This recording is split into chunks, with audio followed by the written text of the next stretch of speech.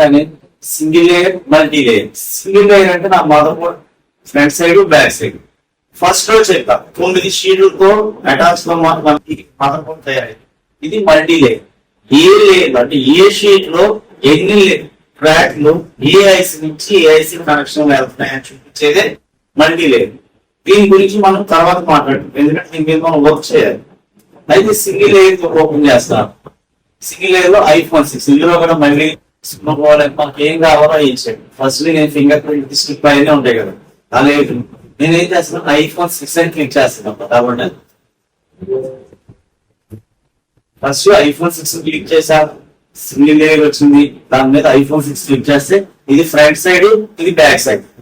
ఇక్కడ నాకు yellow colours కనబడుతున్నాయి కదా. మీకు ఎల్లో కలర్ అనేది పాజిటివ్ లైన్స్, పాజిటివ్ లైన్ కాదు, పాజిటివ్ లైన్స్. పవర్ ఐసీ అనేది 100 వోల్టేజ్ ప్రొవైడ్ చేస్తుంది. ఆ 100 వోల్టేజ్ కూడా పాజిటివ్ వోల్టేజ్ ఎల్లో కలర్ తో చూపిస్తుంది. అలాగే నాకు వీబ్యాక్ వోల్టేజ్ ఉంటుంది, VPH వోల్టేజ్ ఉంటుంది. అలాగే నేను ఛార్జర్ పెట్టిన 5 వోల్టేజ్ ఛార్జింగ్ ఐసీ ఉంటుంది. ఆ ఛార్జింగ్ ఐసీ పర్మిషన్ వచ్చే పాజిటివ్ లైన్స్ ఉంటుంది. 100 లైన్స్ ఉంటాయి. ఈ 100 లైన్స్ లో ఎల్లో కలర్ చూపించేదేమో చూడండి, ఎల్లో కలర్ ఏమో పాజిటివ్ లైన్, CPU కాబట్టి కనెక్ట్ చేసేదే. అలాగే వోల్టేజ్ వచ్చేది. ఏ ఐసీలో అయినా కానీ నాకు ఇలా యాష్ కలర్ ఉంది అనుకోండి, ఏ ఐసీలో అయినా యాష్ కలర్ ఉంది, లేదా ఏ కాంపొనెంట్ అయినా యాష్ కలర్ ఉంది అంటే గ్రౌండ్. యాష్ కలర్ ఉన్నది గ్రౌండ్, ఎల్లో కలర్ ఉన్నది పాజిటివ్. 2 పాయింట్ క్లియర్ గా అర్థమైంది కదా. అలాగే ఇక్కడ బ్లూ కలర్స్ ఉన్నాయి చూసారా, ఇవి నాట్ కనెక్టెడ్. అసలు అక్కడ కనెక్షన్స్ లేవు, ఐసీ డర్నీ అనమాట. ఈ 3 పాయింట్లు గుర్తుంచుకోవాలి. ఎల్లో కలర్ ఇచ్చేటువంటి క్లిక్ చేశారు, ఈ లైన్ ఎక్కడ కనెక్ట్ అయితే రెడ్ మార్క్ తో చూపిస్తాడు.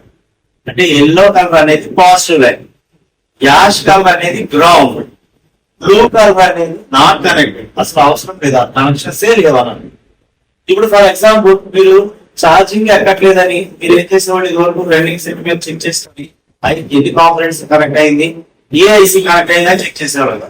ఆ ఎగ్జాంపుల్ మీద ఇది ఛార్జింగ్ కనెక్ట్ నుంచి 5 వోల్టేజ్ ఇక్కడికి వస్తుంది. దీని మీద ఫిక్స్ చేయగానే నెక్స్ట్ పాయింట్ ఏది ఇచ్చాడు. ఇప్పుడు చూడండి ఏమో రాసాడు, అది సి నెంబర్ గురించి పక్కన పెట్టి సి కెపాసిటర్, ఈ ప్లేస్ లో ఉంది capacitor. Okay, next Zoom out చేశాను. ఇటు పక్కన ఇంకో కెపాసిటర్ కనెక్ట్ అయింది, ఎప్పుడో కెపాసిటర్ కనెక్ట్ అయింది, కనిపిస్తున్నాను ఇంకో కెపాసిటర్ కనెక్ట్ అయింది.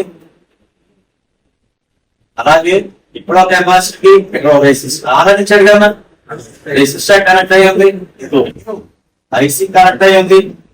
అంటే ఒక లైన్ ను క్లిక్ చేస్తే ఆ లైన్ లో ఎన్ని కాంపొనెంట్స్ కనెక్ట్ అయింది, అందులో ప్యారలల్ కాంపొనెంట్స్ ఎన్ని ఉన్నాయి, సిరీస్ కాంపొనెంట్స్ ఎన్ని ఉన్నాయి కూడా చూపిస్తుంది.